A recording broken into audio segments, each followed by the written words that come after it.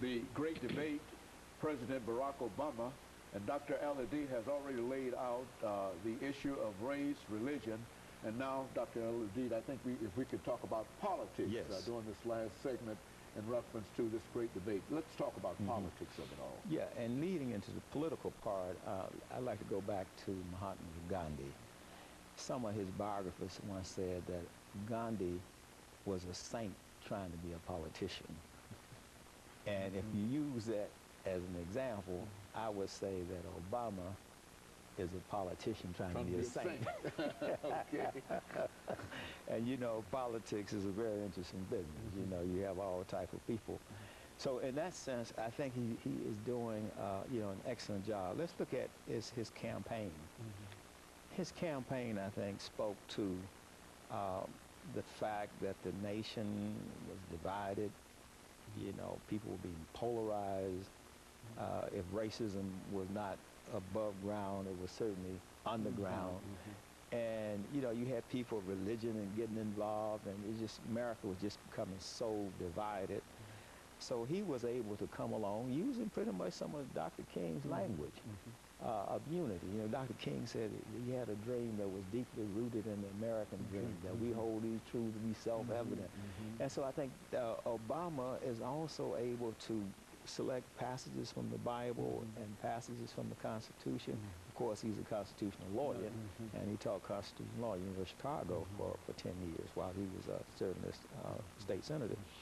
So he's able to, you know, combine these things. So what I see is Obama is pushing Dr. King's agenda inside of the legal and the political arena. And that's how I see him in that sense. Now, back to what I was saying, he was very unusual. I think he was able to capture the hearts and imagination of people under 40 years old. And he was also able to tap into the anger that was out there and the disappointment that was out there, you know, and tap into the fact that people didn't have jobs. And so the economy that we were left with from the Bush administration, of course, Bush is now trying to tell historians how to write his narrative based on this new book he has called Decision Points. He's just giving the historians some markers, but I think historians should step back and be very independent as they write this history about Bush. But basically, Obama inherited an economy that was in free fall. A lot of people say, well, why did he come with the stimulus package and why did he bail out the banks?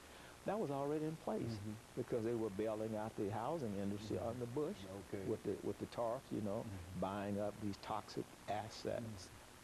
Paulson was recommending that. So basically, he was continuing a type of Keynesian economics to keep the economy from going into a global depression.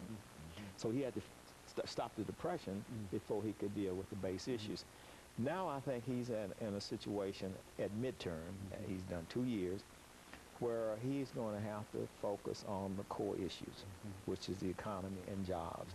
He felt that getting health care reform was very important, and I salute him for that.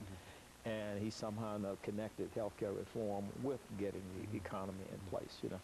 So now, if he's going to be reelected, he is going to have to drive down the unemployment, which is at about 10% now, drive down the recession. White America is in a recession, black America is in a depression. And so he's going to have to deal with the core economic issues. Now, whether or not he can do that in 24 months, you know, remains to be seen, especially since he does not have, the Democrats don't have control of the House of Representatives as they had when he got the health care measure. They were controlling the Senate and the House of Representatives. So he's pretty much in the same kind of situation that Bill Clinton was in, with an agenda to improve the quality of life of the average American, improve the quality of life of the American middle class, but not having control of the House of Representatives. Bill Clinton didn't have control of the Senate or the House. Now Obama barely has control of the Senate. So we're now starting to see that he is human. You know, when he was running for president, people thought that he was the Messiah. Okay. You know, like he was could walk on water. You know, but at that time he was a poet, and now that he's having to govern, it's a whole different story. It's one thing to campaign and get elected, and it's a totally different animal to deal with getting people to go along with you, making the compromise. You know, politics is the art of the possible. So being a pragmatic idealist, I think that President Obama will